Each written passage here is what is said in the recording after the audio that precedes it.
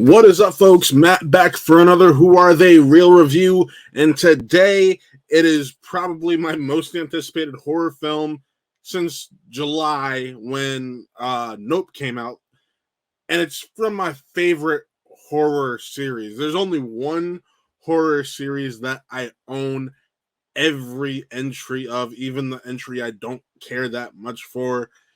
It's the sixth entry in the franchise after a rebootquel that it did last year, mind you, and that is none other than Scream, or Scream 6, or yeah, we all know what it is.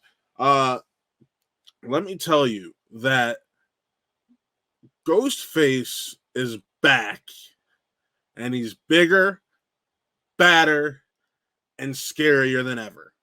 Now, this film, like Scream 2, borrows some of its tropes. The heroes, one of your heroes is now in college, and there's the trying to escape the history of what Woodsboro is to them and grow past it, and being the core character. Like, all of that is there. This is a Scream movie. I just want to say that I was blown away by all of the violence, how unnerving they were able to make this feel, and how much I was able to just jump and be scared for a Scream movie. I was just blown away. There's no way. I was just blown away, immersed, couldn't take my eyes off the screen, and that all goes back to Radio Silence, the Radio Silence crew. That is Matt Bettolini, Open, Tyler Gillette, James Vanderbilt, Guy Busick.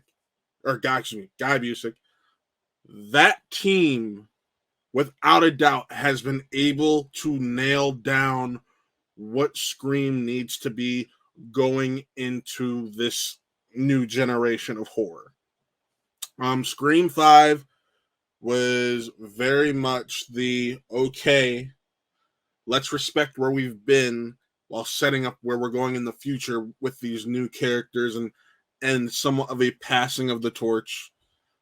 But Scream 6 is where we finally, kind of like Creed, even though there's still a legacy character involved, break out onto our own. And Melissa Barrera is able to do that as Sam. Jenna Ortega is Tara. Both just captivate you. Your eyes are glued to the screen. They give such great performances as two sisters who are each dealing with the shit from the last film in their own way. Jenna Ortega's character kind of just trying to push it to the side and be as normal as she can possibly be, with Sam trying to own up to what she's still afraid of, being Billy Loomis's child. But they're not the only Woodsboro people there. Of course, you got Mindy Meeks Martin and Chad Meeks Martin. For those people who don't know, Randy Meeks' niece and nephew, Rip Randy.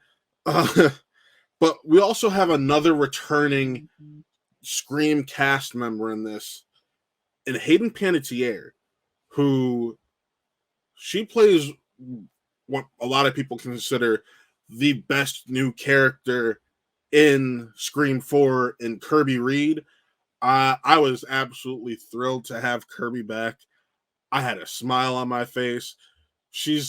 There's a moment between her and Jasmine Savoy Brown's Mindy where you're able to just geek out about horror films with them. And it's a horror nut talking to a horror nut, because Kirby essentially was a Randy of sorts in Scream 4. But this film in general is almost a love letter to the franchise that it has been. And that's kind of the joke in this one. Last time was a requel, and now this time it's a franchise, and they have to exploit the franchise tropes and how no one's safe because of that. even the Core Four, which is the name that Chad dubs for the group, and it's just so bloody fun. And when I mean bloody, I mean bloody. The brutality in this film is cranked up to a 10. I cannot say that a Scream movie has been more bloody, more violent, and more daring with some of the kills and stabs that you see on the big screen. It is brutal. Just absolutely brutal. Just a couple of newcomers to this. Josh Segarra, who I'm a big fan of from when he was Adrian Chase on Arrow. More recently, he was in She-Hulk. Liana Liberato as Quinn Bailey, very interesting. Samara Weaving has arguably one of the best scenes we have seen in a Scream movie, especially because we're in New York City this time, and New York is a big, scary place. Jack Champion, most recently from Avatar: The Way of Water, playing Spider. He was great. And Dermot Mulroney, who is Detective Bailey, he does a great job in this also. This is going to be interesting for people who didn't care for Scream 5 as much, because this film, at the end of the day, does rely a lot on what Scream 5 set forth and plays off of it a bit more. So if you didn't like Scream 5, I honestly can't tell you how you're going to feel or give you an idea of how you're going to feel about this film. I love Scream 5. It is my second favorite film in this franchise, maybe third now because of this film. That tells you how highly I view this film. But it's going to be interesting to see how that crowd reacts to this. Are they going to like it more? Or are they just going to be like, man, I didn't like 5, and now this just builds off of 5. I don't want to deal with it. And that's totally fine. I get it. Personally, don't feel the same way. But it is what it is. But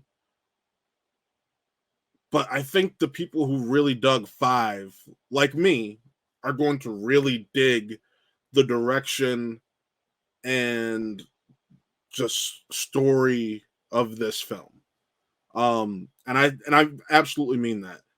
It's one of those things where if you're already sold with 5, get ready for 5 cranked up, because that's what this film is in New York City. And I just had so much fun. I was actually, like I said, I was actually scared. I can't tell you that I've been scared during a Scream movie. I love the Scream franchise, but I've never been scared. This movie had me going, no, you're kidding. Don't. No. Legs up close to my chest. This is an absolute thrill ride of a horror film. And for that reason, I got to give it a 4.5 out of 5. Radio Silence, once again, writes a stunner. And it's just so damn fun. I can't wait to see more. I hope there is more, because I really dig the Sam character. I really dig the Tara character. And who doesn't love a Meeks child? We love the Meeks over here at Walt Real Entertainment.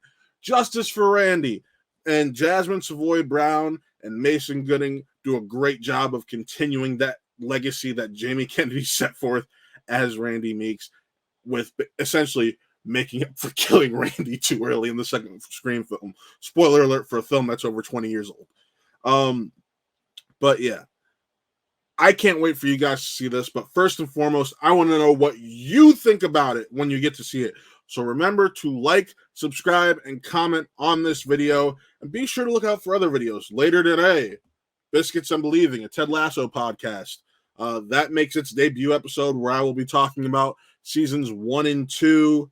On Monday, our last episode of the HB Hose, where we will be talking about The Last of Us season finale. And since Last of Us will be ending at the end of this month, tune in for more HB Hose, where we're going to be talking about Succession. So I'm excited for that. But also, if you haven't been paying attention over on our Twitch, we've been doing some gaming. So be sure to follow us on Twitch and then follow our YouTube channel, Watt Gaming, where all the VODs go after this. But yeah, thank you for tuning in. And until next time, I'm Matt. This was another Who Are They Real Review. And we'll see you next time.